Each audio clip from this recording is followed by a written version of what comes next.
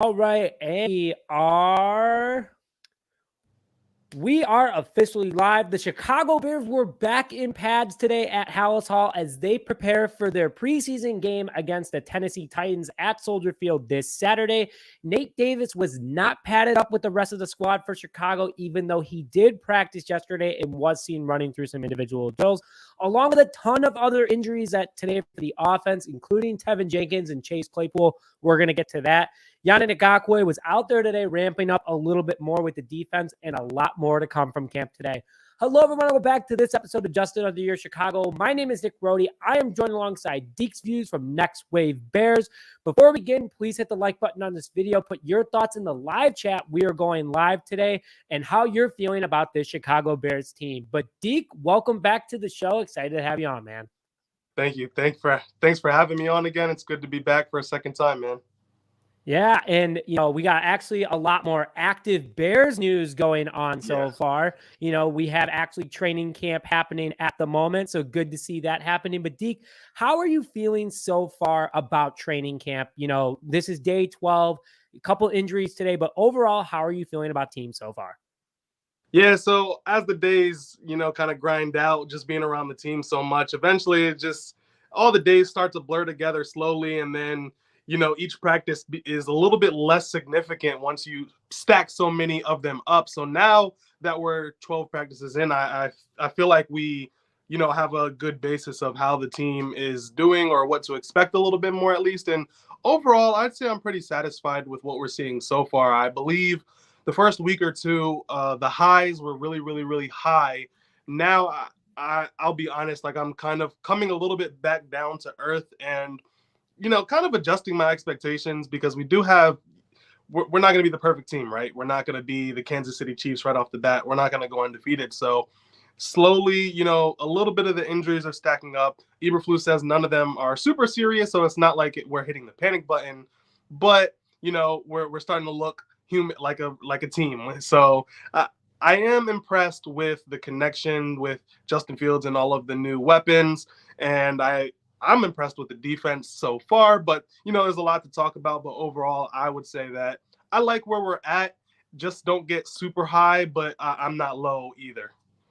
And I'm with you, man. I think the team is clearly on paper a ton better. You have guys that were starters last year that are getting worked down the depth chart at the moment, which we'll hit on that in a little bit as well. So it shows that this team is making improvements, and the rookies and the second year guys are definitely making a big impact on this roster. So from camp today, let's kick off with Justin Fields. Justin Fields yesterday, struggled with a deep ball a little bit, according to reporters, kind of hitting like in tight pockets. The DBs definitely played pretty hard yesterday as well. But today he had a nice bounce back. He had Darnell Mooney doing a pretty good job downfield, Chase Claypool before he got hurt. We'll get into that injury in a little bit.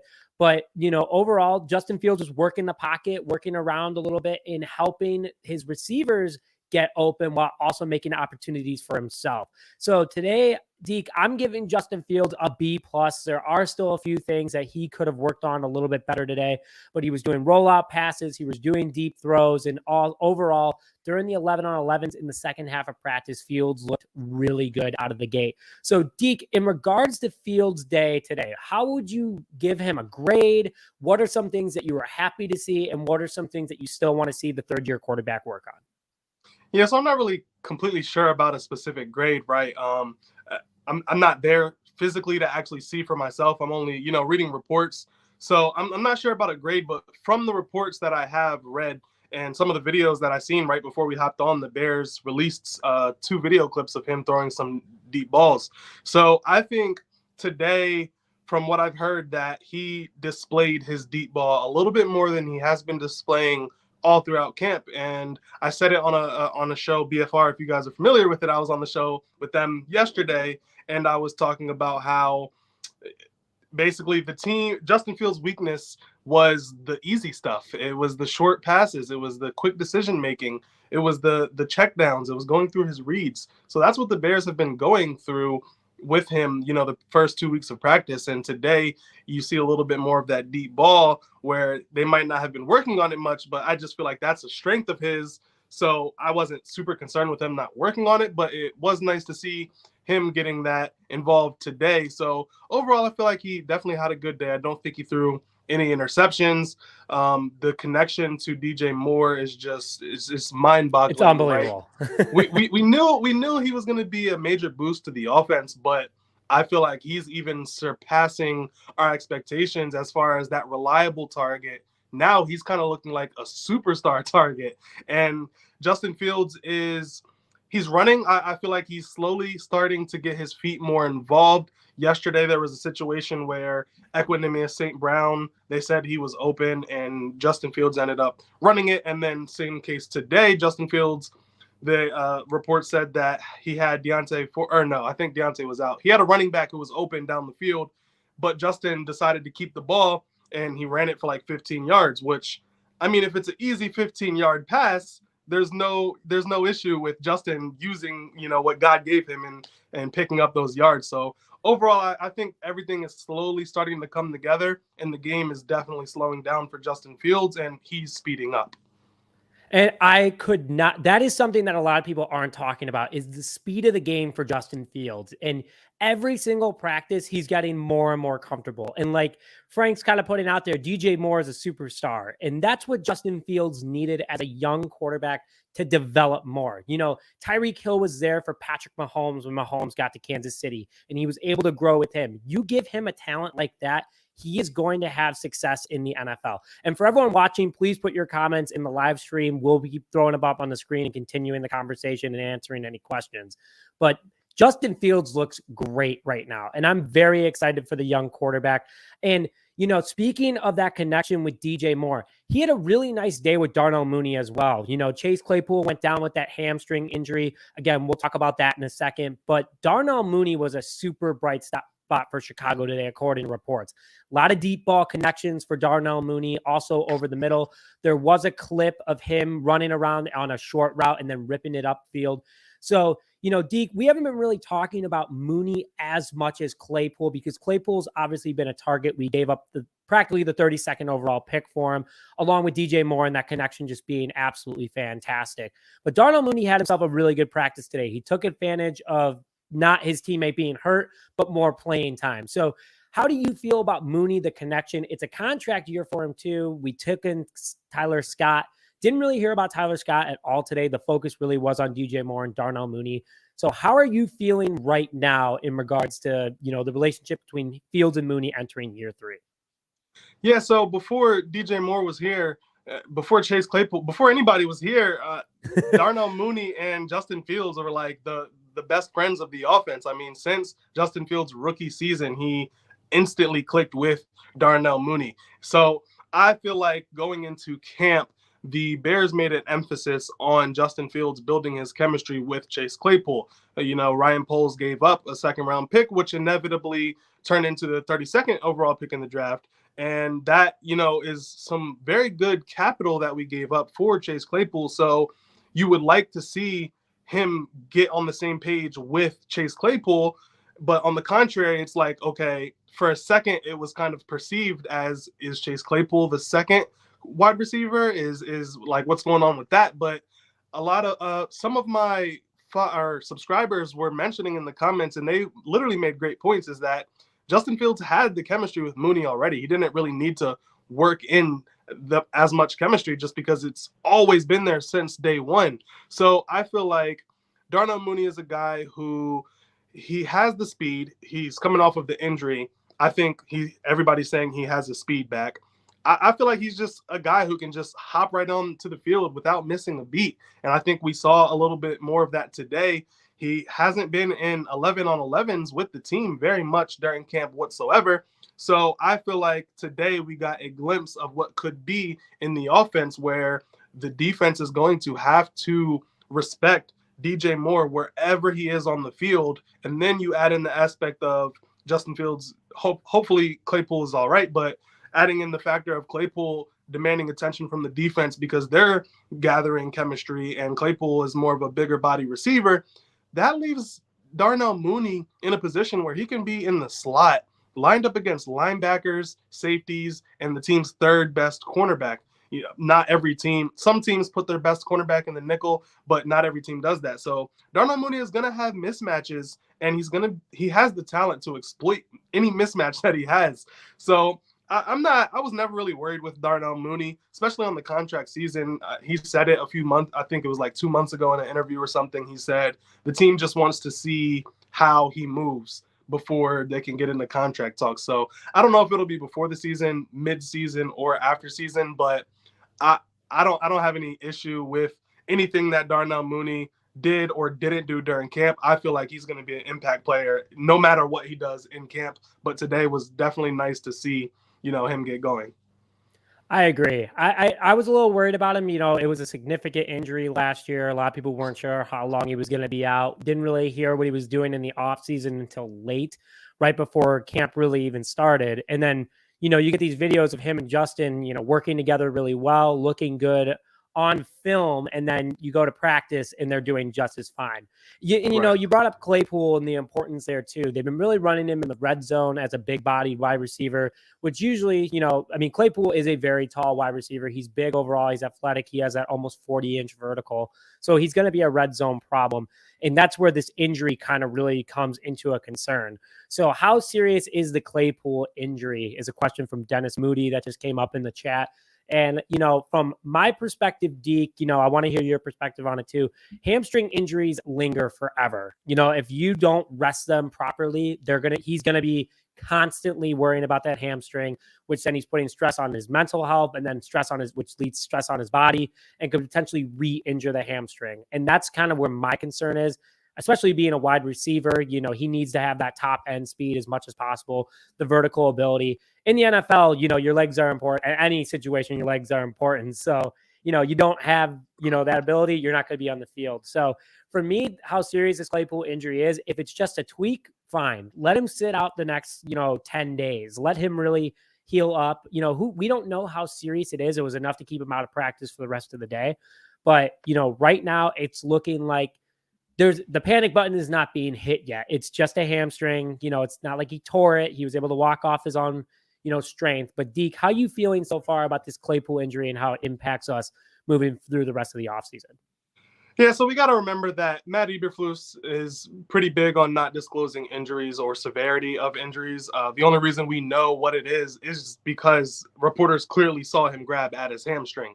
I feel like that is a situation that could get messy if mismanaged.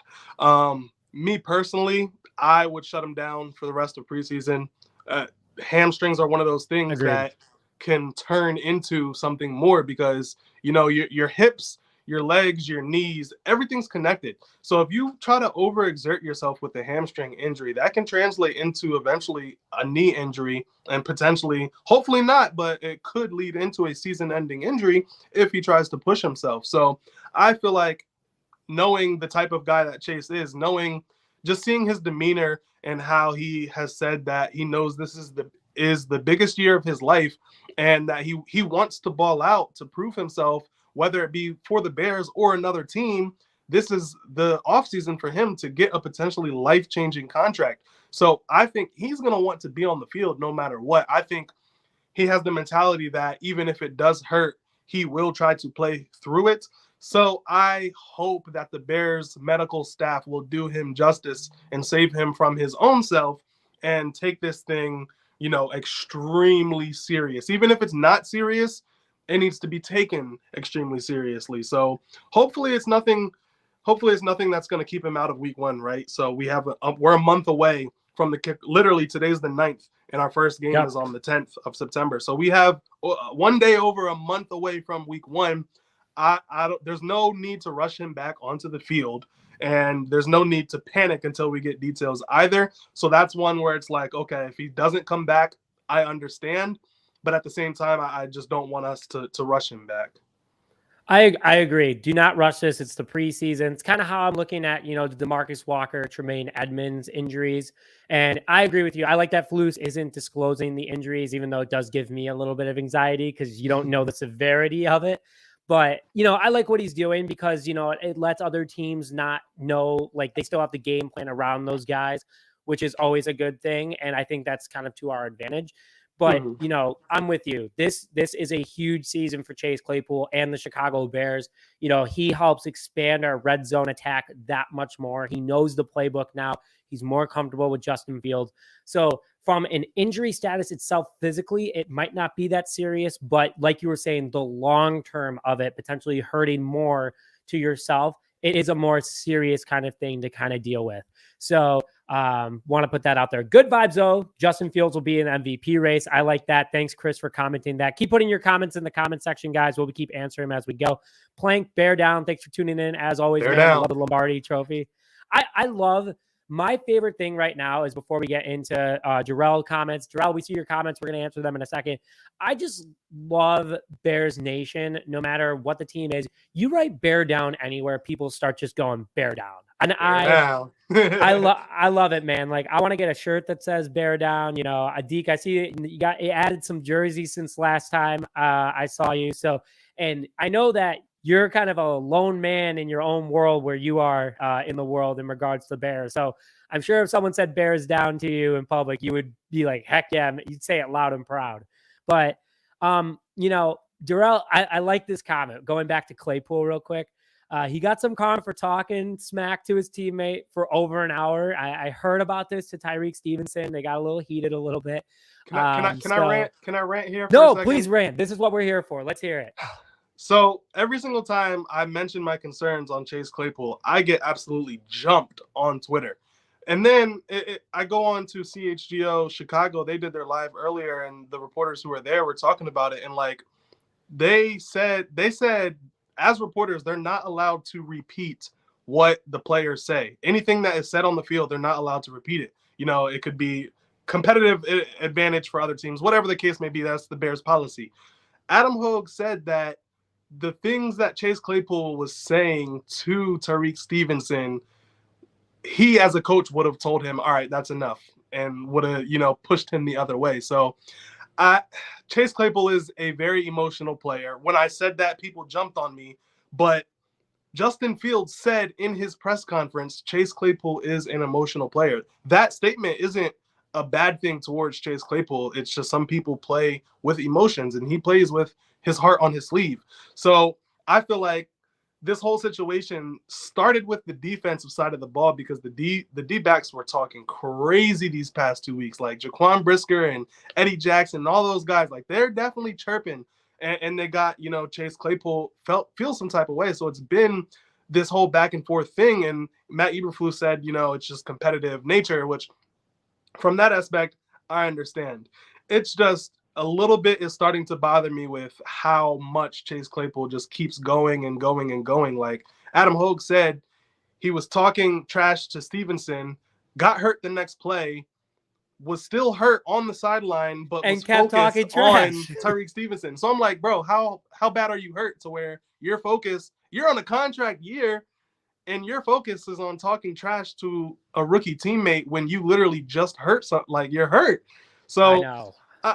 I don't hate the dude. Like I really would love for Chase Claypool to have a breakout season.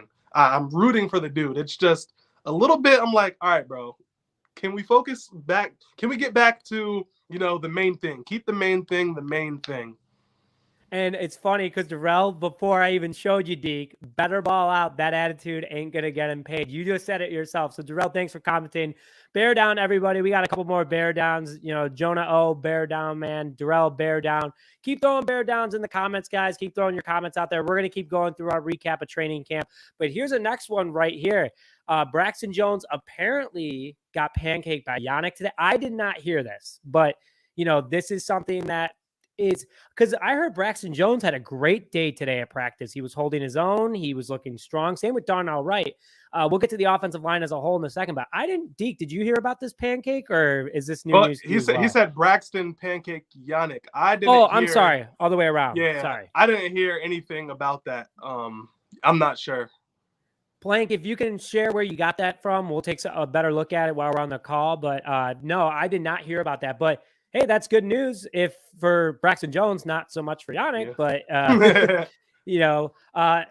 Don, I love that you always comment on all my shows, and I really appreciate the continued support. We got to get Don on when we play the Detroit Lions, whatever week that is. I'm pretty sure, is that the guy who's in all the Bears live streams too? Don, call yourself out. Detroit versus everybody. I'm not sure, because Don comments on my videos all the time. It's going to be Detroit and Chicago. Yeah, he's a Bears I fan, think man. He's a Bears. Don, we're living rent-free in your head, man. We appreciate the support, though. We appreciate the support. Before we get into more about the offensive line, Jonah, thanks for commenting this. Who do you think will be first, second, and third place in the conference? In the conference, I think you meant the division, the NFC North. Deke, I'm going Bears winning the division. I think it's the Bears. So after Yannick came into town, I think that it took us to the next level over Detroit. I think Detroit will be second. I got Minnesota third. And then Green Bay, after hearing that their offensive line gave up 7 sacks in practice today to one guy alone, I don't know. Green Bay is starting to not look too good at the moment. So, Deke, but before we get into the offensive line, Darrell and Plank, I see that we got some more stuff from you guys. We'll get to you in a second, in a little bit. But how you feeling about the placement of the teams right now in the NFC North? Yeah, I'm just at the point where I'm ready for the Bears to prove themselves. I'm not even gonna answer that one, because I feel like I don't know. Just where I'm at right now, it's just like we're just gonna have to see. I'd like to say that we're gonna be in first place, but I don't want this to be a year where if we're not in first place, if we're third place, but we're still fighting for the playoffs all the way to the end of the season, like I'm happy with that. So yeah, ideally, sure. I would like us to be first. I feel like the Lions obviously are the favorites to win it. The Vikings, who knows? One year they lose 10 one-score games, the next they win 10 one-score games. So it's such a coin flip there. But I would love to see Packers at the bottom of the division where they belong. I don't know. I saw the highlights of those 7 sacks, and it wasn't good. Don's getting called out. I haven't seen Don in the chat since, but Don's on all the pair pods. Yeah, shout out Don. He's a Bears fan.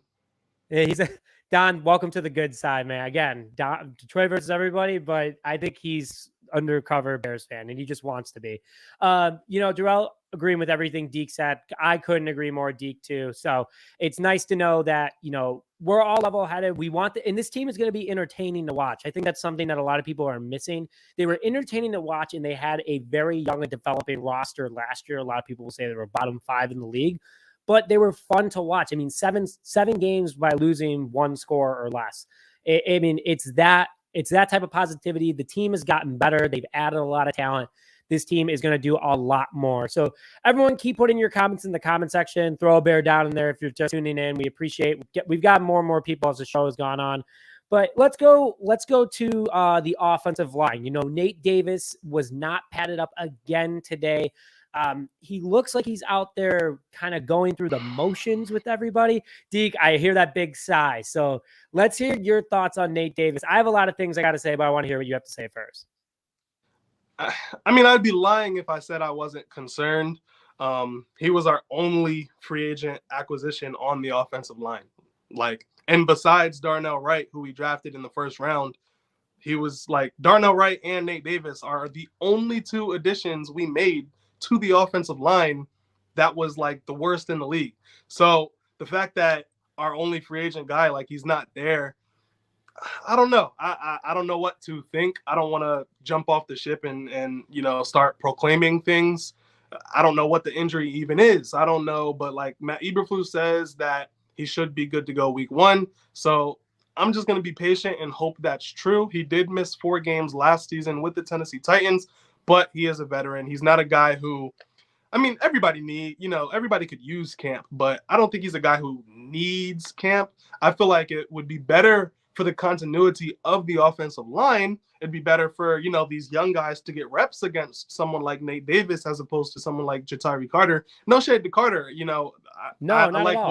I like what he's done so far, but you'd like to see him at practice. But if Eberflus feels he's going to be ready week 1, then I'll just have to be patient and hope he's ready week 1. I'm with you. What I'm struggling with right now with Nate Davis is the fact that we did throw a ton of money at him, and it wasn't the strongest offensive lineman free agency class. So, Poles took his time and said, you know what, fine. This team needs a veteran right now. And, you can go out and draft a center next year because Cody Whitehair, might not be playing for the Chicago Bears next year. There's a lot of concern around there. I mean, you have a young, talented offensive line. Nate Davis is not old. Darnell Wright's a rookie. Braxton Jones, second-year guy. Teven Jenkins, third-year guy. This line is coming together, and you have two veterans in Cody Whitehair and Nate Davis. So Nate Davis not at least being at camp, that speaks volumes to me that he's there. He's working with his teammates. He's going through the motions. But the level of concern, yes, I have to agree with you that Nate Davis not being out there physically, it does shake off some rust. Your body gets used to taking hits like that. You overall you get used to things as time goes on. So I'm a little concerned with it. My bigger concern right now is that Teven Jenkins has been having a little bit of an injury bug too so far at camp. He went off the field. Oh, go ahead. I heard he threw up today. He went off the field today and he threw up. Oh, well, that's a whole nother ballgame. Okay, yeah, so we're good there. Yeah, he had the injury last week, but he was consistent because he did go back out on the field today. Alex Leatherwood took some stuff today. Alex Leatherwood was seen leaving off the field today, from what I saw. So that's another topic we can get to in a second. But Teven Jenkins, thanks Steve for confirming, sounds like some dehydration, maybe rough breakfast in the morning, uneasy stomach, but it was good to see. It's good to see Teven out there, 2 years after this major back surgery that he had that kept him out almost the entire rookie season. I mean, it did keep him out his entire rookie season almost. So it's good to see Teven out there because I know back injury has been a concern of his career for a while, but he did great at guard last year. It looks like he is pretty comfortable at left guard so far. So excited to see what Teven does, but we'll kind of see moving forward. But Darnell Wright and Braxton Jones held their own today. That's the positive because we're going to go back to the offensive line. They struggled a lot with false starts today. I guess there was a ton of them, according to reports. And there's a reason for that. It was because of the silent count, right? They were practicing. Yeah, they're practicing. They're practicing new counts. Okay, new snap counts. So just a little bit. I'd rather them do it now than in the middle of the season. So It's good to hear. It's good to hear that it was just they were practicing. It is a hard thing to do. If anyone's ever played offensive line, like you're so used to just going hike, and then that's what they've been doing the last 11 to 12 days, and then you come up to a new practice, and boom, they're doing that. So the offensive line did have a lot of false starts today, but for good reason. They're getting used to a new snap count. Thanks, Deke, for confirming that. If it comes a week and the second preseason game's over and they're still having that problem, then that's definitely a level of concern. Yeah. But I don't think so right now. But let's go back to Braxton Jones and Darnell Wright. They both apparently had really good days on both edges. They held their own. I'm excited for Darnell Wright for a lot of reasons because he looks like everything we expected him to be, and he's consistently shown that through practice. It's not going to be a perfect season, though. I forgot who said it today, and sorry if I'm blanking on it, but someone wrote it's his rookie season. He's going to trip and fall a few times, and that's what fans need to understand. I think for the first time in Chicago Bears fandom history, people are understanding that. People are understanding that this is a rookie. This is a developing team. Ryan Poles even said himself, it's a 3-year rebuild, and you even tweeted it yesterday. Year 2 of the 3-year rebuild, and they're looking pretty good. So, and Braxton Jones, a 5th-round guy, ended up being our starting left tackle last year and did pretty well for all things considered, and he continued to improve. Deke, how are you feeling about our tackles right now so far through training camp? Yeah, so I feel like with Darnell Wright, that's a situation where there's so much drama surrounding the name, just for the simple fact that he wasn't a big name target in the draft just because, and the whole Jalen Carter situation. But I feel like that's something where he's just going to have to get his feet under him. I mean, he's gotten beat, but you hear when he gets beat, but you don't hear much when he doesn't get beat unless it's like a pancake.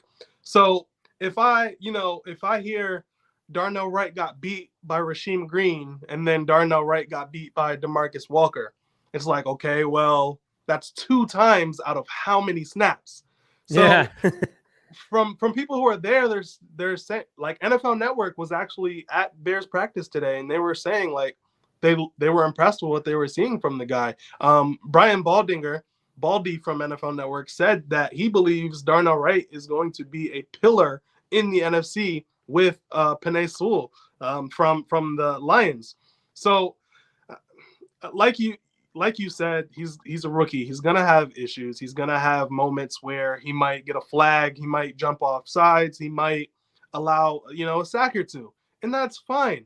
But I think he's going to be a beast. Like, I'm so high on Darnell Wright. He was my main target on the offensive line, and it's crazy because, like, I early on in the process when I was looking through all the guys, my main guy was Paris Johnson, just because I kind of thought that was the top guy. So I was going through all the top guys, and at the time, Darnell Wright was projected to be in the 20s, and I watched his tape, and I'm like, yo, this is the best offensive lineman I'm watching out of all of them. How is he not projected to go high? Sure enough, he was the number one target for the Bears since December. So I think he's showing in camp what the I guess the front office liked out of him. And as far as Braxton Jones goes, I heard a lot of recently the past few days that he was holding down against the bull rush against Andrew Billings. That was the big one from yesterday. Yeah. That he anchored down on a bull rush from Andrew Billings. Now, Andrew Billings isn't a big name guy in the NFL, but a lot of people may not realize, besides the diehards, Andrew Billings is one of the strongest men in all of the NFL. Like, he broke like some powerlifting records at some point. Like, I think Andrew Billings is he's going to be a monster on our D. I think he might potentially be like an Akeem Hicks level addition to the Bears defensive line. But No, Deke, go ahead. Sorry. We got to go back to Andrew Billings because I think a lot of people are overlooking that signing big time. But let's finish your thought. I want to go back to Andrew Billings in a second, though. Absolutely. Yeah, just the fact that Andrew Billings is as strong as he is, and I'm assuming it was some sort of stunt because Billings is usually like a nose tackle. He's in the middle, so to be going up against Braxton Jones, it had to be some sort of stunt. But Braxton Jones held his own on a bull rush against one of the strongest people in the league. And everybody knows that's Braxton's weakness was the bull rush. So he kind of struggled last week in practice, and reporters were like, oh, I don't know if he's improved the way we needed him to. And I'm like, bro, it's a progress. Like, you're not going to improve without actually getting the reps in. You have to actually get the rep. Like, he can practice all offseason long, but it's not going to do anything until he actually puts the pads on and goes against a 4-man or 5-man defensive front and puts his practice into application. So I like what we're seeing from our young tackles. So far, from what I'm hearing, the issue is the interior offensive line, mainly the health, mainly just so many guys are getting injured and everybody's rotating. Braxton Jones and Darnell Wright have been there the whole time, haven't had any health issues, haven't had many issues of them looking like the problem on the offensive line. So I'm excited for both of them. And we're going to have them for at least both combined, another 3 years with Braxton's contract and potentially Darnell Wright 5 years with his 5th-year option. Oh, yeah. And so let's go back to Andrew Billings real fast, because I don't think a lot of people, like you said, the diehards know about this, the guys that literally did a boatload of homework on him. Andrew Billings can squat over 630 pounds multiple times in a row. That's 2 of him. He can squat 2 of him, so he can take Javon Dexter Sr., put him on his back twice, and squat him multiple times. On top of it, his bench press is absolutely, I think he did at the combine, I think he almost broke the record for most reps in a row for 225 as a defensive tackle. He is insanely strong. And sure, he's only 6'1". I mean, I'm not saying 6'1" is small. I am not 6'1". I am much shorter than that. But Andrew Billings is an insanely strong individual. He is the definition of strong man strength. And for Braxton Jones to hold that kind of guy down, for all the guys that remember James Harrison from the Steelers and the Patriots and the Bengals, the dude that just absolutely does crazy workouts, that's what Andrew Billings can do. Mm-hmm. That's how strong he is. And he's only 27 years old. He is an unbelievable athlete, and he's helping make this team stronger. Go ahead, Deke. So I can't remember how long ago I tweeted it, but I was looking at it, and it could be my Chicago Bears meatball talking here, but if you look at Akeem Hicks' path up to when the Bears signed him, and he wasn't a Yep. big name, and then he became a big name later in his career with the Bears. Andrew Billings, I'm pretty sure like year for year, I can't remember the exact tweet. I wish I had it readily available, but like I'm pretty sure they both played the same amount of years in the league before they joined with the Bears and like completely broke out. Like Akeem Hicks was a monster, so I'm not gonna sit here and say that Andrew Billings has to be that or it's a bust, but I think he could potentially be one of those sneakily great free agent signings that he's gonna become a fan favorite quick. So first of all, Frank, bear down. Thanks for joining. Jonah says, wow, that's crazy. Javon Dexter does bench 500 pounds. Just want to put that out there. He's another freak of nature. He's another freak of nature. We'll talk about him when we hit on the defense in a couple seconds here. But it's funny you said that, D, because I was thinking the same thing. Akeem Hicks played the same amount of years on prior teams before, the same amount of teams prior before the Bears. Same amount of teams. And here's the kicker. It was a 1-year contract that Chicago signed him to when they first signed him after a rebuild. So Akeem Hicks joined the second year of Chicago's rebuild. So he joined in 2017. I just want to put that out there that, history repeats itself. History repeats itself sometimes. And I think that the Chicago Bears got a gem in Andrew Billings. I think this guy's going to be special. Again, defensive tackles don't get a lot of sacks. Just want to put that out there. But Andrew Billings is constantly in the backfield. And for a guy his size and his ability, the dude can move. So overall, he's going to help this offensive line get a lot better. Same with Javon Dexter Sr. Defense. They're going to help this offensive line get stronger, understanding, insane defensive linemen that are going to go against him. This team is just so much better than people put it out to be. And the diehard fans that, really look at this roster, they're young, they're talented, they're fast. And, I want to give a quick shout out too, is that, Cody Whitehair, he's had 3 bad snaps you kind of talked about the snap count earlier too. He's had 3 bad snaps during camp, none today. So I just want to put that into people's perspective that Cody Whitehair is actually having a pretty good camp for 30 as one of the oldest guys on the roster. He's one of 5 guys that is over 30 years old on this roster. So, Deke, I don't know if you have any comments about Cody Whitehair, but I'm feeling pretty confident at our center position this year and a ton better than Sam Mustipher last year. Yeah, I don't know if I'm as high as you are on Cody Whitehair. He definitely is an upgrade to what we had last year. I think he's going to be a guy who he's going to play well and we're not going to notice it. And then he's just going to play bad and we're really going to notice it. And a lot of people are going to be upset. But, one thing about the offensive line is you can play the entire game and allow 1 sack and get put on your butt and the whole fan base is going to think you suck. So yep. I think Cody Whitehair is one of those guys who he's going to be serviceable enough to get the job done on a long time frame, but he will have some mistakes here and there. But like you said, 3 bad snaps. Obviously, you don't want any bad snaps during the season, but the code is an upgrade over Musty. That is the best way to put it. No disrespect to Sam Mustipher. He wasn't supposed to even be an NFL starter. He came in as a late round guy and he overexceeded, but he had no business being a starter. Absolutely. I agree. And, Darrell, bear down. Absolutely. We're excited about it. Let's go into the defense, Deke. We've been talking for almost 40 minutes about the offense and, let's talk about the defense today. So want to kind of put things out there. Jaquan Brisker did not practice again today. So I haven't heard too much as of why. He looked fine last week. Maybe this is just a precautionary thing. Could have tweaked something, kind of like what they're doing with DeMarcus Walker, who also didn't practice today. Tremaine Edmonds didn't practice today. That's a big concern for me. I know, Deke, you kind of calmed me down on Twitter in regards to that for the injury. So I appreciate that. But we're going to hit on these injuries in a second because there was a few that stood out.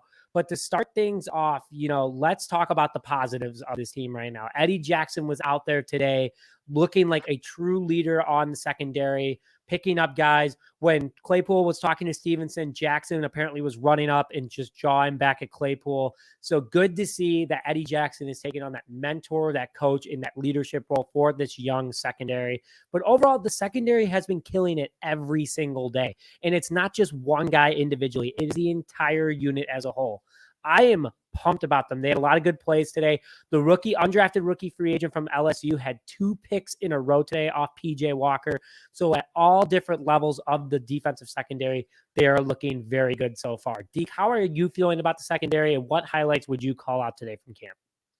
Yeah, so I'm going to be honest, I'm not too well informed on today's practice, specifically on everything that happened. I kind of breezed through some of the bigger stuff, so I'm not exactly sure how the secondary did today specifically, but I will give you guys a hot take.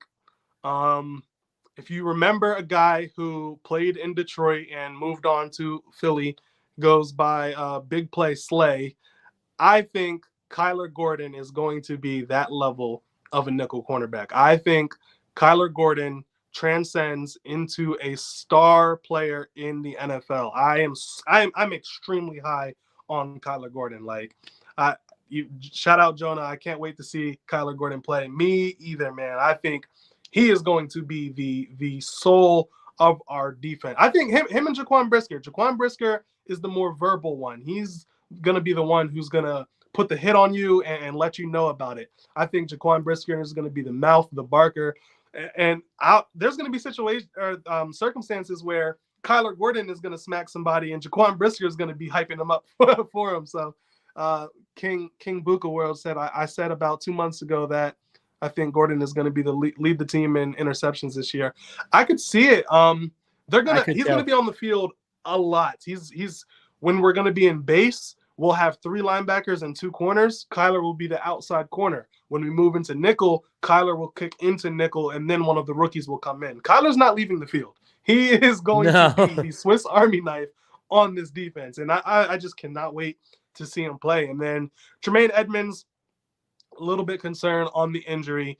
The reporters were saying that they were hearing whispers. Darrell says Spider-Man, he is going to eat this year, focusing on nickel. Look out. Yes, sir. Yes, sir. Which another tangent here is funny because I posted a clip from Kyler Gordon's Spider-Man celebration, and I had all of Panther Nation in my mentions going on about how Brian Burns was Spider Burns and everything. And I'm like, salute to him, but Bears Nation, we don't follow the Panthers. We don't know what y'all players do. But anyway, a little bit of concern with Tremaine Edmonds' injury, but again, got to trust Flus. If he says he's going to be good to go week 1, then hopefully he's good to go week 1. I think, we're really going to need him. He's the key to this defense with the long arms. Maybe not as great as Urlacher, but as far as the frame, he's Urlacher-esque. As far as being super tall, long, can cover so much of the field.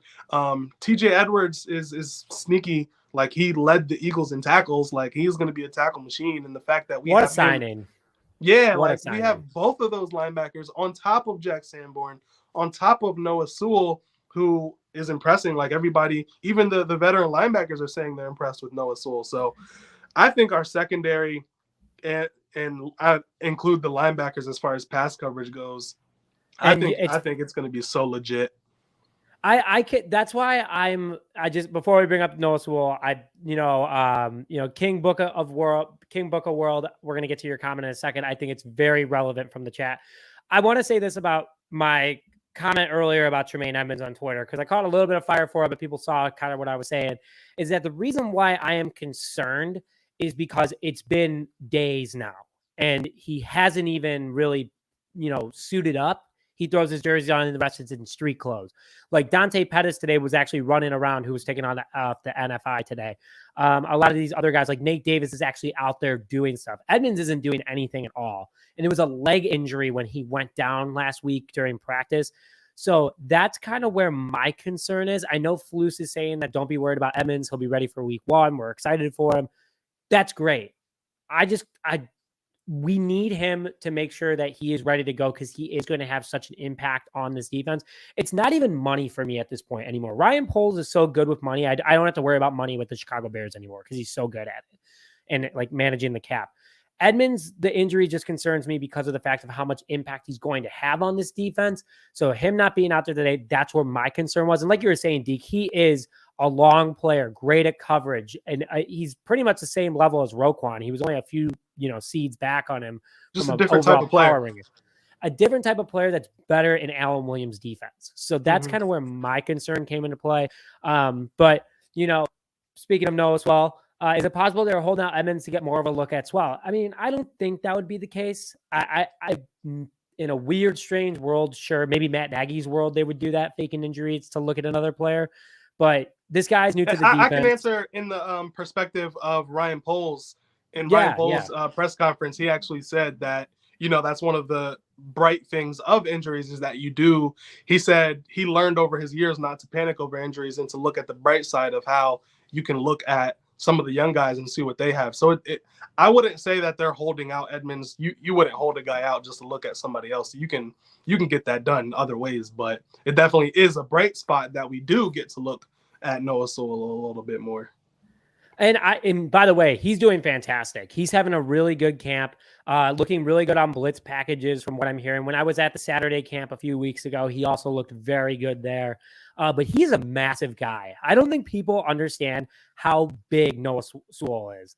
He's just strong, another super strong guy on this defense. He is going to be a big part of this defense, I think, moving forward. I think he'll be more of a blitz package guy. But shoot, throw him in an edge every now and then because he's so athletic. He would have been, a lot of people are saying that if he would have gotten drafted last year, he would have been a second-round pick, potentially even a late first. He's a hell of a talent that Ryan Poles absolutely took up. Kind of reminded me of when Eddie Jackson was taken in the 4th round just because he broke his leg mid-season at Alabama. Yep. We got him, and look how that turned out. Turned out pretty darn good for us. So really excited about that. Jonah, in my opinion, the Bears are the most underrated team coming into the season. I have to agree with that. That's not even being biased. I think a lot of people are sleeping on this team, that they are a lot better. They also have one of the easiest schedules in the NFL, out of everyone they're playing, over half of them are either in a rebuild or a light rebuild right now. And our division's a lot easier. So that's 7 games right there, or 6 games right there. So overall, I agree with you. But, Deke, let's go back. So we hit on the secondary, we hit on the linebackers. One more thing I want to hit on today with you before we close out is about the defensive line. And a lot of people were concerned about it. You bring in Yannick, it's easily improved. But I think even before we brought him in, this defensive line was doing pretty good. They've had consistently good practice after good practice. And the offensive line's not going to win every snap. The defensive line's going to not win every snap. It's a pretty good balance. But this defensive line is impressing pretty well, and Yannick just helps put icing on the cherry on top. But how are you feeling about the defensive line so far? Yeah, so I will say that there will be times this year where, especially the younger guys in the interior, are just going to get outclassed with offensive linemen for the simple fact that right now you're going up against a rookie in Darnell Wright. You're going up against now 7th round, 2nd year player, Ja'Tyre Carter at right guard. And then Teven Jenkins, who's relatively new to left guard and uses his more strength than anything. So I think there's going to be moments this year where our defensive line will face more experience. Well, the younger guys, at least, will face more experienced linemen who might not be pure strength, but have technical abilities and are good with their hands, and they'll be thrown off a little bit. So I think there will be a few games where our defensive line will struggle. However, overall, I think with Andrew Billings, who is a veteran, and Justin Jones, who is a veteran. Now, here's where Andrew Billings is so critical, because last year, Justin Jones was the only decent lineman we had on our defensive front. So teams were doubling him. Now you add in Andrew Billings, teams are going to have to double Andrew Billings. You're not going to win against Andrew Billings one-on-one all game long. You're just not. You're going to have to double him all game long, which is just going to open up a guy like Justin Jones, who has shown flashes when he has talent around him when he was in LA with the Chargers. You add in Yannick Ngakoue, who is a pass rush specialist, like to the definition. He is a specialist at rushing the passer. And then on the other side, DeMarcus Walker, he might not be a top name in the NFL, but I believe he only had like a half a sack or a sack less than Yannick Ngakoue last year. I mean, and he's loud, he's energetic. I think he's a sneaky candidate to be a team captain this year. Yes. Okay, let's hit on that. Yes, let's hit on that in a minute. But yes, I don't want to forget that point. Go on, Deke. Sorry, but yes, I No, agree you're with fine. you You're fine. so much there. Good to remind you. But I think that starting unit is going to be a formidable defensive line who teams are going to have to scheme up for, because now, for all 4 guys, are veterans who know how to play the game of football. And then you factor in the young rookies, Javon Dexter. He's still working on his get off. He's not, super fast off his get off. Some reporters were saying he was the last off of the ball, but he's 6'6". We mentioned how much he benched earlier. Like he just extend your arms and he's pushing the defense or the lineman all the way back. Billings looks like he is in better shape too. You give that man more speed of the line, and not only is he stopping the run, but he might get you 3 to 5 sacks. And that's a great point too, because this team demands so much more from their players than most NFL teams do. Matt Nagy, be yourself. But Matt Eberflus is no, get in shape, lose weight, put your track shoes on, you're going to run. That's a really great point. I'm glad, King Buka World, thank you for bringing that up. That's a great point as well. But with the rookies, they're going to flash and they're going to give, very reliable relief to the veterans, because Eberflus is going to, Alan Williams, but Eberflus' scheme, they're going to rotate defensive linemen all day long. And then Rasheem Green, I don't know too much about his history in the NFL, but every day it seems like he's beating somebody. I don't know if that's a product of him going up against a rookie or him being decent. So he's going to be nice relief rotating in as well. And then last one I'll mention is Dominique Robinson. He is looking like he's coming together. He was drafted to be a project player, previous quarterback turned wide receiver turned defensive end. So he's having so many flash plays. Today was a huge day from him as well. I heard a lot about that. So I like our defensive line. I don't think it's going to be, like the Eagles where it's like help. It's not going to be like that. But we're definitely going to have some games where our defensive line will shock some teams, and against those lesser teams, we might dominate in the trenches in a couple games. So who knows? What I'm saying, I like man. where we're at. I love where we're at. Just to go back to Rasheem Green real quick, I'm kind of a nerd about him. I love the signing. This is one of my favorite signings, because back in Seattle 2 years ago, he had 6.5 sacks and over 40 tackles. He's a good run stopping edge, throw him out there, especially with a run heavy team. He's fast off the line. He burns through offensive linemen. He's good on switches too. He's very athletic and big, and he's really good at pass deflecting too. So I'm not saying that he's an all-star by any means, but Rasheem Green was a nice signing on a 1-year, $3 million contract. He had nothing to work with last year in regards to, the Houston Texans. He was in another situation with no defensive line help. You get him a little bit of help again in Seattle. 6.5 sacks is pretty respectful. Going off of more into Bill, we got a couple Bears down in the comments, by the way. Thanks guys for tuning in. We've seen the count go back up, so super excited about that. But we did get a shout out about Don Bird. Don Bird is still in the chat. I haven't heard back from him since, but he joins All Bears podcast for 2 reasons. Nobody in Detroit can even spell a podcast, let alone run one, and they obviously don't know anything about professional football. Boom, roasted. I mean, no comment there. I love Don Burr, though. I love that Don Burr keeps continuously joining my shows and commenting on them, especially about a view is a view. A view is a view. A view is a view. And, it's nice to, sometimes I'll go look over at what's going on in Detroit, and not too much is going on over there.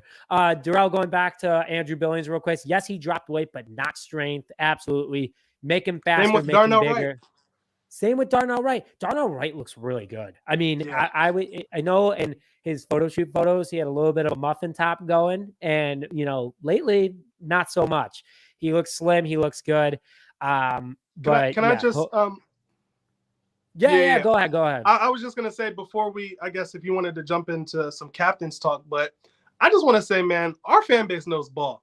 We might have some meatheads who don't know ball, but reading like just these comments tonight and my comments on my channel and our Twitter pages, our fan base knows ball, man. Shout out to the Bears Nation, because there are some meatballs, but majority of us are, the ones who are really involved in the Bears community, we know ball. So shout out everybody in the comment section tonight.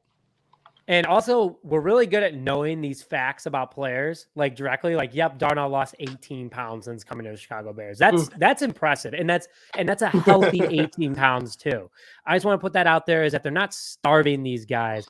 But yes, I have to say, like, we know ball really well. Wow, we're all of a sudden getting some new people in the chat. Eric Sullivan, thanks for tuning in, man. Nice to see you live, Jay. Been following you since the stupid car trade days. That was my first sponsor 2 years ago. Wow, Eric, appreciate the following, man. Absolutely. And then Ron, welcome. Hey, what's up, Ron? Ron is one of my most loyal viewers. He was there when I was getting 20 views of video and commenting on all of them. Lots of videos recently released lately, Nick. Don't burn out. I can never burn out with the Chicago Bears too. That is just something that I can talk about every single day, and it'll never get old. So just want to look at my freaking room. That's just all Bears stuff. Blank, we are not dumb fans. I have to agree with that. And then our D-line went from a horrid to a versatile just like that. Also, it's not like that just Devon can bench 5 He's 6'6" and has that strength. Very uncommon, because you have to consider the fact he has longer arms. He's able to bench that. He's long, he's big, he's fast. I couldn't agree more with that comment. That's a big one. Ariel, hey man, what's going on? Bear down. Thanks for tuning in. As always, everyone, if you're watching, I see there's a little over 50 people in and out. Just throw bear down in the comment. Deke and I love hearing it, but we're gonna talk about captains real quick. Deke, I know we only said 35 minutes, but if you have the time, man, keep talking. We're rolling, man. And everybody, we tweeted this out. Tweet this for your people to watch. We love having more people come in and watching us. So Poles potentially has turned this team around in 1 year on a 3-year rebuild. Deke, going back to your tweet earlier, imagine if they pop and what next year looks like. I couldn't agree more with that comment. 2 first-round picks next year. I'm excited about the team. Deke, any comments about that before we fight? More bear downs in the comments. Bear down. Yes, sir. But back to the comment about that. Just anything before, because we're going to go into captain's talk in a second. I think that's a very good subject right there. But, any comments about this? I'm going to have to force myself to cut it short, because Ryan Poles, I can talk hours and hours and hours about how wonderful he is crafting this team. Like, I don't think any other GM who ever lived could possibly be doing a better job than what he's doing with the current Bears. Is he perfect? No. Did he make some mistakes? Potentially, but everybody's going to make mistakes. As far as his thought process of how he is doing everything, he's been spot on. It is a 3-year rebuild. We have 2 first-round picks sitting for us, waiting for us in 2024.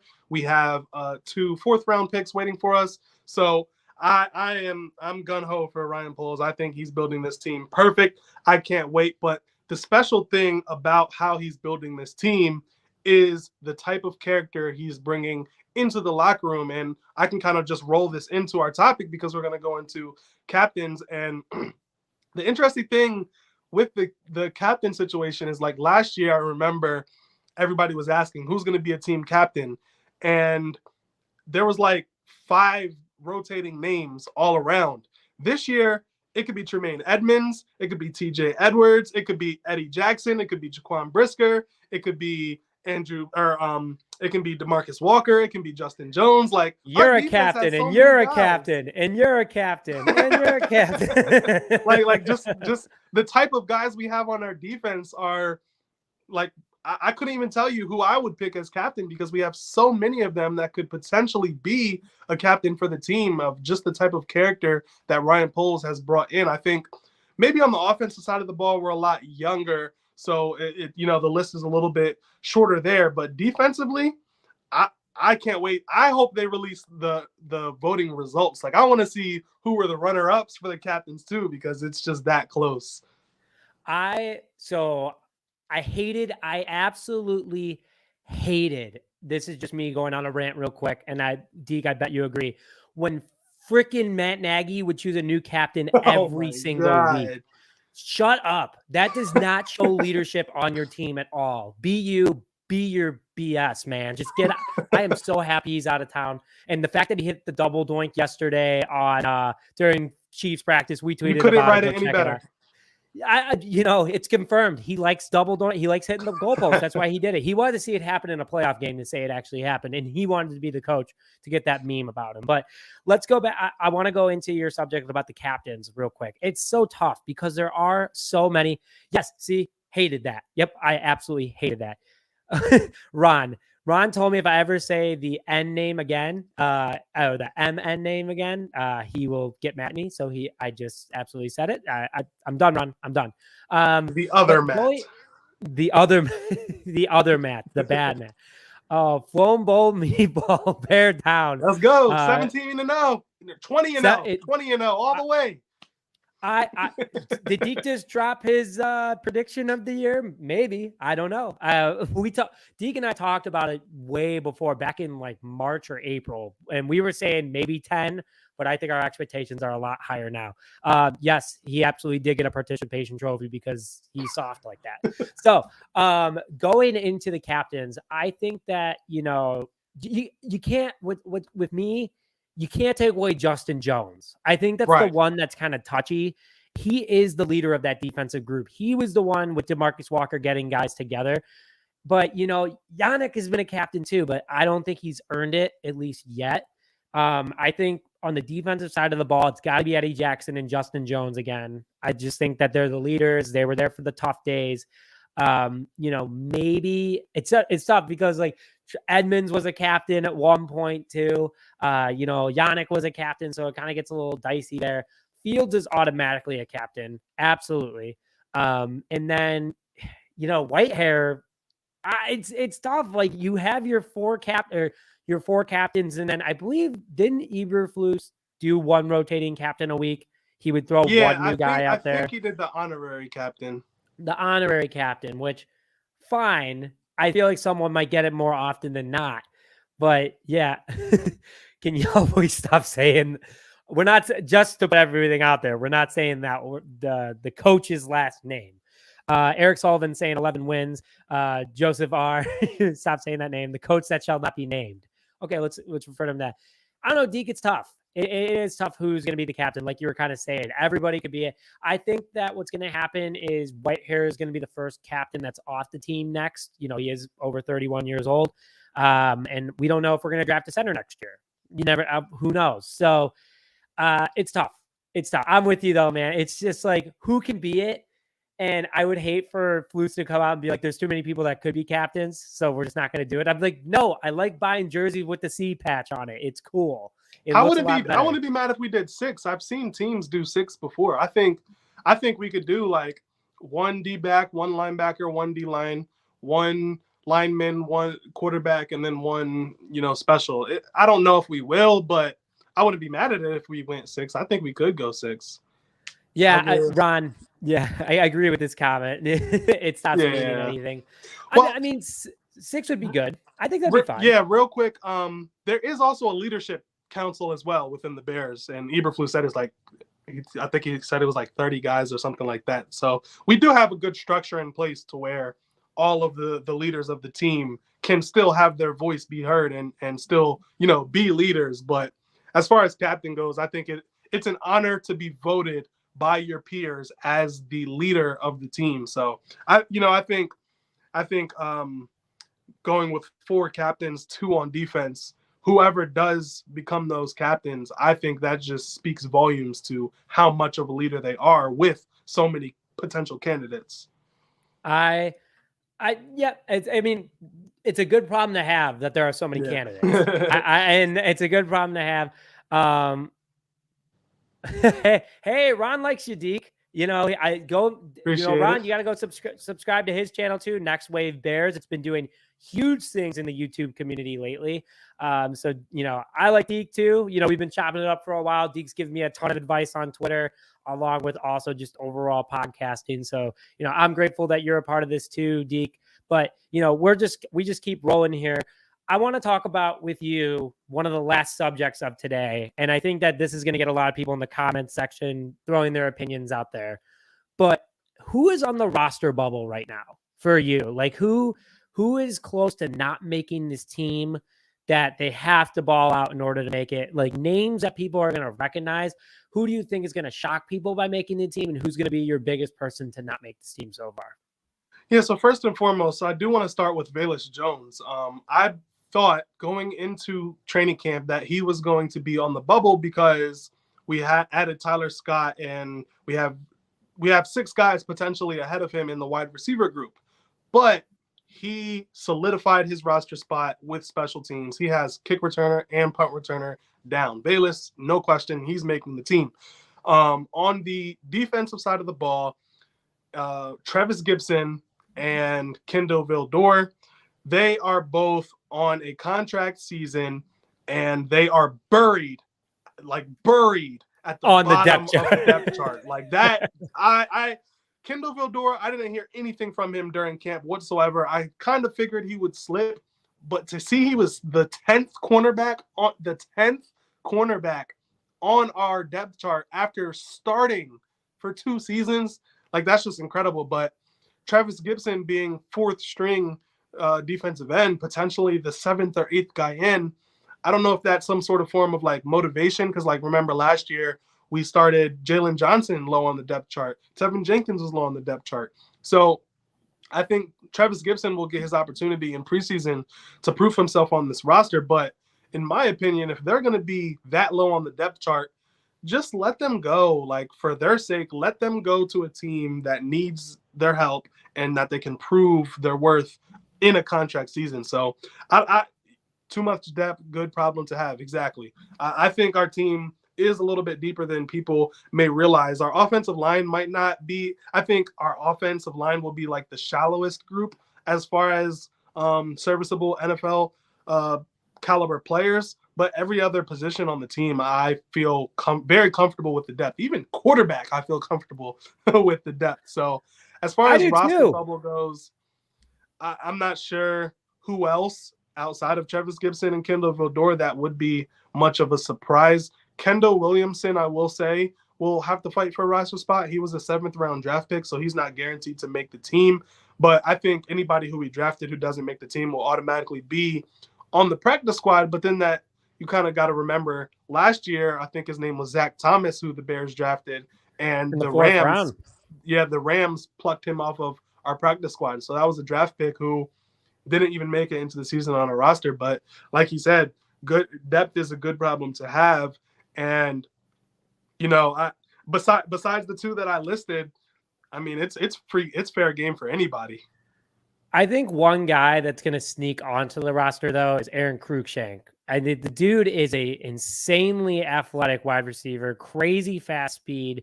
I think he'll make it as a practice squad guy, most likely, but you never know. There's always that one guy that sneaks onto the roster, and, you know, he's been doing really well at practice. You know, his one-handed catches are great. I had him on the show a couple days ago, got to interview him. He's mentally, you know, a strong guy too. Really nice guy. Yeah, I would highly suggest anybody go and check out that interview. He is so intelligent, honest guy. This whole team is. Another guy that I am locking in from a secondary perspective is Josh Blackwell. He started a couple games last year for the Chicago Bears. He's a really good special teams guy. You know, we lost DeAndre Houston Carson, which is still weird to me. You know, I had the opportunity to talk to Josh as well. I did about a 40-minute show with him. So anybody that wants to go check that out, it's still on the channel. I'd love for you guys to go check it out. But yeah, I mean, they just have a good group of second string guys. And then a guy that I think is going to shock people starting is Terrell Lewis. I think that's someone, or not, I'm sorry, Terrell. Jesus, we have so many Terrells. I'm looking at Terrells in the chat. Okay. So real quick, I did it in my video. You did do this. I was talking about Terrell Lewis, and I said Terrell Smith, and everybody was like, "Oh, it's Terrell Lewis. It's Terrell Lewis," and I was like, "I got it mixed up." Sorry. All right, dude. I will say this too about everybody, and Ron can hold me to it. I see Ron. Whoa. The fumble Steven gets it, but don't work out. Another guy's Nick, of course, cheats since he highlights everybody. Okay, thanks, Ron. But yeah, no, I think that's one thing about Bears fans is that we know ball so well. The second any of us mess up, it's like, whoa, you said the wrong name. So Terrell Smith, the defensive back, I think is going to actually get a starting spot on this roster this year. He's a big DB. He's a big DB. He can fly starting corner. No. Like first man off the bench. First man off the bench in the cornerback rotation. So when we have a stronger cornerback package, that's what I mean. I'm sorry, should have clarified that. So the Bears do run that. Nick just got roasted by Ron. Thanks, Joseph R. But yes, so pretty much with with Smith, I think like a lot of people think Stevenson has that locked. I think Stevenson's going to get a ton of playing time. They both been playing so well. And Smith is that big defensive back that reminds a lot of people of Charles Tillman, but he's tough and he puts it all out on the field all the time. So I think that's going to be my sneaker like kind of guy to get into a lot of playing time. Terrell Darnell, it's a Chicago thing. And the Joneses. We got like 82 Joneses on our team. We do. We used to. Oh, yep. Hey, thank you. Smith reminds you of Peanut Tillman with size. I couldn't agree more. So here's my thing on Smith, right? The S names is funny. Tyler Scott and Terrell Smith are on the same position in the fact that they are fourth. Tyler Scott is the fourth wide receiver, and Terrell Smith is like the fourth corner. That if they show something, you start to get into difficult conversations with Jalen Johnson and Darnell Mooney with their contract extension now. Personally, I hope we extend both of them.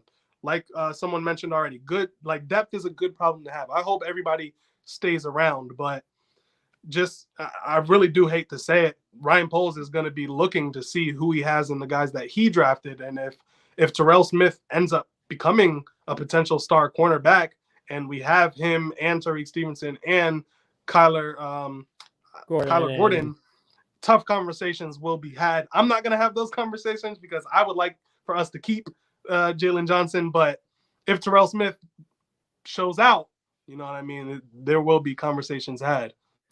So here's a question for you as let's put on your GM hat, Deke. I like to do that with you every now and then. You're Ryan Poles right now. You have Jalen Johnson under contract. You see how well everyone is playing right now. Team calls you and offers you a third round pick for Jalen Johnson. Are you taking it? A third? I got to say no for the simple fact that cornerback is one of the most premium positions in the NFL. I think I wouldn't settle for anything less than a second for Jalen Johnson. If someone calls and offers a second.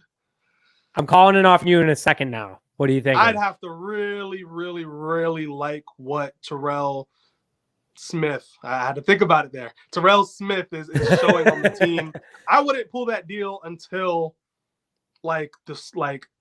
maybe the trade deadline or a couple weeks into the season. I wouldn't do it at the start of the season just for the simple fact that I'm not going to leave our team to one rookie cornerback is bad enough as far as, rookie mistakes, but two, that's a little bit on the edgy side. So I wouldn't pull the trigger unless we're closer to the trade deadline and Terrell Smith is like he has to be balling out, like not just looking decent. He has to be looking like a star for me to want to make that move.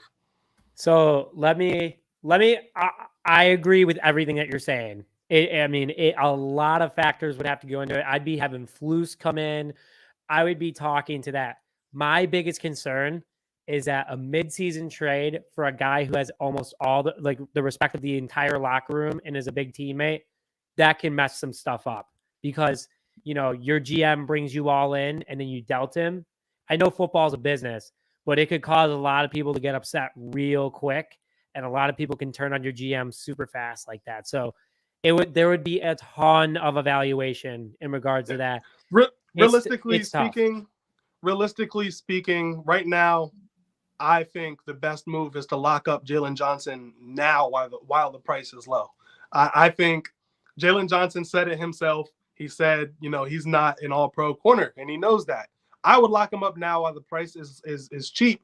And if you have 4 starting cornerbacks, that is the best problem anybody could possibly have. Could ever have. I would. I would let Johnson finish his contract, see if he stays healthy and gets turnovers. If not, there's so many scenarios, right? Like there's so much you can do. It is a good problem to have. It's like, are you going to get draft compensation? Are you going to have 4 good guys? Are you, what are you gonna do? Are you gonna get him back on a cheap deal? Like, what is the comment section think? Should we extend Jalen Johnson now, or should we let him prove it throughout the season? So I got a no from Samson. I got a as far as no the from trade, was Joseph that for the R. trade? Yeah. Don't. I think These are for the everyone's in trades. agreement. You don't trade Jalen Johnson. No, I think, yeah. What if Stevenson is a lockdown corner? That's the conversation we're kind of having right now, is that closer to the deadline, it's Stevenson tough. and Terrell would both have to be superstars. Yes. We would have to have 3 superstar corners before we even get in the conversation of Jalen Johnson being traded. Unless he pulls a Roquan and starts acting weird, which he's not. I don't think he will. Like, I don't see a future where we trade Jalen Johnson. So I think everyone's in agreement. Nope. And we got an extend. So Jalen Johnson staying in Chicago. If we're the GMs and we're listening to fans, we are extending Jalen Johnson. Just like any other player, let him play out his contract and prove himself worthy of extension first. But Joseph R., going back to Deke's point, is that his price is very low right now. So if you're able to extend him now, while he is having a good camp, he's consistent. It's just that he's never completed a full season. That's another thing for me, but that's, a small factor. Needs to show this new regime. Okay, that's fair enough. That's prove fair. It. That's fair. Absolutely. Let's go to the running back room, Deke. Last topic, I promise, because the comment section started blowing up. We had to start answering questions. Last topic of the day. And everyone, I want you guys to be commenting back on this. Who are you having at running back 1 if you're Matt Eberflus? Yeah, so Khalil Herbert, he's going to be running back 1. He's going to start the season running back 1. I think Khalil and Deontay will split the load. But Roschon Johnson is coming for that spot. Roschon Johnson is coming for that spot. I don't see a scenario where Roschon does not come out on top as the running back 1 going into next season. Does he do it by week 1? Does he do it by week 4? Does he do it by midseason? Does he do it by the end of the season? I don't know. We're going to have to see. He's going to have to put it all together. He's had some injury issues. He had a drop pass and a fumble, so it's not been like a perfect camp for him. Khalil Herbert is the guy for sure. He's going to start. It is Khalil's spot to lose. But Khalil does have some weaknesses in the pass protection, and Eberflus has put massive amount of emphasis on pass protection. So, and it could even be a situation where it's like it's a 1-2 punch, like Philadelphia Eagles. They had a situation where, Miles Sanders was their guy, but or even like the 49ers have had years where they had 3 very capable running backs, and they just go with the hot hand. Whoever's the hot hand, you go with it. But Khalil Herbert is going into year 3. Next year will be a contract year, and we see how the league likes to do running backs. So you're not in a rush to get rid of Khalil, but I think Roschon Johnson is a guy who the organization values extremely high. And if he shows he can do everything from pass block to catch to run, I think you're not going to keep him off the field long. He's the future. He's 100% the future of this. He's the future of the running back room. I agree. He's got everything that he just needs to get up to NFL speed. Ron kind of put it out there. Does it matter nowadays who running back 1 is? Run the ball, get touchdowns, get points. I agree. I like the captain point because Roschon Johnson was touted as the leader of the locker room in college, and everyone's talking about his demeanor and how he carries himself. Roschon Johnson is Justin Fields at running back. Like, as far as leadership goes, Roschon, I think he will be a captain soon. That's a good point. It's another just testament to the type of character that Ryan Poles has brought into the building. I agree. I like everybody, and Eric saying Roschon next year. Okay, that's fair. And that's fine. And I think that's very possible because Khalil Herbert will be in a contract year next year. Foreman only signed a 1-year contract. I like Foreman too. Like, it's a good problem to have. Yeah, Herbert is a great running back, but is a bust when it comes to blocking. It doesn't seem to have gotten any better up in the air. Yep, that's pretty much what it is. And that's not going to change that himself. Yeah, he's too small. He's thick. He's a strong running back, but overall he just, Herbert hasn't taken pass protection seriously, needs to improve dramatically to keep his spot. But We'll see. And Ron, thanks for tuning in. Good job, guys. Keep it going through the season. Yeah, absolutely. Make sure, guys, everybody that's watching, go to Deke's channel, Next Wave Bears. You can find it on YouTube. Also, make sure you go follow him on Twitter. He's almost at 10,000, which is crazy, Deke. When I first started talking to you, you had 3,000. And Deke, I mean, I'm not going to lie. I started the year with 1,500. I'm almost at 5,000 because of your help. So can't thank you enough for that, man. I know we had a lot of your listeners come in today. We had a lot of mine come in. We stayed, 40 to 50 pretty consistently. Hey, now you got Ron in your comment section, Deke. Appreciate you, Ron. Ron's a good guy to have in your comment section, man. He's always hyping things up. Herbert needs a fullback with him. Couldn't agree. Herbert being small is no excuse. Yep, totally agree. Guys, thank you so much for tuning in. Looks like some people are starting to log off. You guys are welcome. Thank you for tuning in this episode. But Deke, thank you for tuning in, man, and joining us. We said 35 minutes, but we doubled that because we were just having too much fun. But yeah, man, we'll have to do this again. I know that you're coming in town for week 1. You and I have got some dinner plans with some of the rest of the crew. You're going to week 1, so make sure that you guys keep a lookout for Deke. Follow him, meet up with him, show him Chicago. Because Deke, you've never been to Chicago before, have you? I guess it's a little bit of breaking news, but I have family in Chicago, so it hasn't been like recent, but yeah.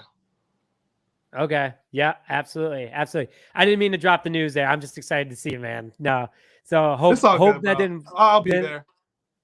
Oh, so I saw Deke you, and found you that. Hey, there we go. Great show, guys. Eric, thanks for coming in. Super excited for this episode, guys. Thank you all for tuning in. I really appreciate Ron may not appreciate me later. No, Ron, you're the best. Absolutely. But yes, I am very excited for this upcoming season, guys. Deke's going to be coming on a lot. Hopefully we'll be heading over to Next Wave Bears as well. And make sure that you follow us both on Twitter. We're constantly giving camp updates, and we will keep you guys in the loop. But Deke, thanks for joining, man. Really appreciate it. I know we're going to stay on after first few seconds, but I can't thank you enough, dude. All right, man. Y'all have a good one. Bear down. Thank you, guys. And bear down. Absolutely. Bear down, everybody. Thank you for joining this episode of Just Another Year Chicago. My name is Nick Brody. Alongside Deke's View from Next Wave Bears, and we'll see you guys next time.